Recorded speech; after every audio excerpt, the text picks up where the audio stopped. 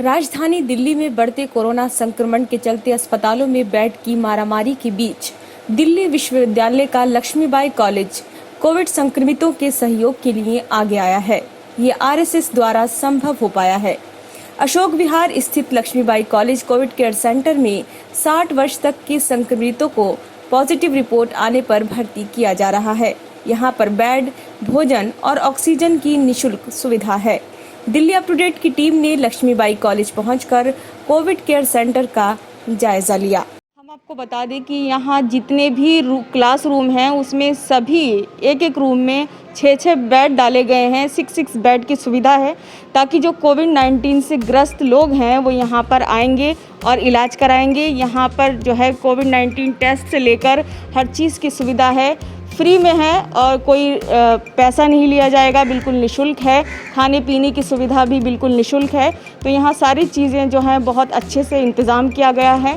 Classrooms को जो है कोविड सेंटर में पूरी तरीके से जो है वो तब्दील कर दिया गया है। इस वक्त हम लक्ष्मीबाई कॉलेज के अंदर हैं जहाँ की इसको पूरी तरह से कोविड केयर सेंटर बना दिया गया है। तो आइए हम डॉक्टर अनिल से बात करते हैं और पूरा प्रोसेस उनसे जानते हैं कि किस तरीके से यहाँ कोविड पेशेंट एंटर करते हैं। तो सर बहुत बहुत स्वागत है आपका दिल्ली अप टू डेट में। और सबसे पहले जो बड़ा सवाल ये होता है कि अगर कोविड सेंटर बना दिए गए हैं तो वहाँ पर जो पेशेंट की एंट्री होती है वो कैसे होती है यहाँ पर?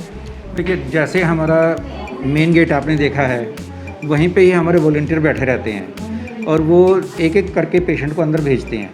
और फिर यहाँ आकर आपने देखा होगा हमारा जो ओपीडी सेक्शन है वहाँ पेशेंट आता है, वहाँ बाहर 2 नर्सिंग असिस्टेंट खड़ी रहती हैं, वो उनकी फ़ाइल देखती हैं, फिर अंदर डॉक्टर को देती हैं। डॉक्टर उसे देख के और फिर जैसा उनको ज़रूरत होती है, वही किसी का कोई टेस्ट लिखना है तो वो टेस्ट लिखते हैं और जो दवाइयाँ प्रिस्क्राइब करनी है वो दवाइयाँ प्रिस्क्राइब कर देते हैं और फिर पेशेंट चला जाता है।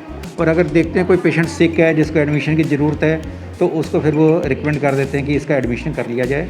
तो अंदर जो वार्ड के अंदर डॉक्टर होते हैं फिर वो उसका एडमिशन कर लेते हैं। तो मरीजों को यहाँ जो कोविड पेशेंट है उनको क्या क्या सुविधाएं दी जा रही हैं कोविड पेशेंट को? देखिए, जैसे कोविड पेशेंट का हो या कोई भी पेशेंट हो, उसको जो एक हॉस्पिटल में एक सुविधा मिलनी चाहिए वो सारी यहाँ पर हम कोशिश करते हैं कि हो जाए। क्योंकि सबसे बड़ा आज टाइम हमें चाहिए कि ऑक्सीजन ज़रूर मिल जाए, जिसका ज़्यादा लोगों को टेरर भी है। हालांकि चाहे सबको ऑक्सीजन की ज़रूरत नहीं होती है, लेकिन जो भी कोई कोविड हो जाता है वो कहता है मेरे सबसे पहले ऑक्सीजन मेरे को ज़रूर मिल जाए कहीं से भी, चाहे उसे ज़रूरत है या नहीं है। तो हमारे यहाँ जो डॉक्टर होते हैं वो उसको देखते हैं कि इसको ऑक्सीजन की ज़रूरत है या नहीं है। जैसे ही होती है तो हमारे पास यहाँ पे सिलेंडर्स के हैं, कंसनट्रेटर भी हैं, ईसीजी मशीन भी अब हम मंगवा रहे हैं आज ही, क्योंकि आज हमारे एक डॉक्टर ने बोला, एमडी मेडिसिन है जो, कि भाई एक ईसीजी मशीन भी ले आओ, एक बाईपैप मशीन भी ले आओ। तो वो भी हम ला के रख रहे हैं कि जिससे हर पेशेंट का ईसीजी भी हो जाए। सीटी स्कैन के लिए भी हमारे पास सुविधा है कि जिसकी ज़रूरत होती है तो उसको फिर हम एक एम्बुलेंस के द्वारा सीटी स्कैन के लिए भेज देते हैं और वहाँ से वो करवा के ले आते हैं। और इस तरह से, और पूरा अंदर उनके खाने का भी पूरी अच्छी आपने देखी हुई कैंटीन है, बड़ी साफ़ सुथरी, और वो भी बहुत डेडिकेटेड हमारे कार्यकर्ता चला रहे हैं उसको, और बहुत शुद्ध और सात्विक खाना उनको दिया जाता है। तो सर ये जो खाना दिया जा रहा है, ये जो सुविधाएं दी जा रही हैं, ये शुल्क लेते हैं इसका या निःशुल्क है, ये ज़रूर बताइए आप। इसके अंदर जितना भी हमारा खाना है सब कुछ निःशुल्क है, सारी चीज़ें ही निःशुल्क हैं। यहाँ पर किसी भी चीज़ का कोई पैसा नहीं लिया जाता, ना किसी दवाई का पैसा लेते हैं, ना कोई ऑक्सीजन का पैसा लेते हैं, ना पेशेंट को जब हम चेक करते हैं उसका कोई पैसा लेते हैं। मतलब टोटल हर चीज़ निःशुल्क है, पैसा पेशेंट से कोई भी नहीं लिया जा रहा है।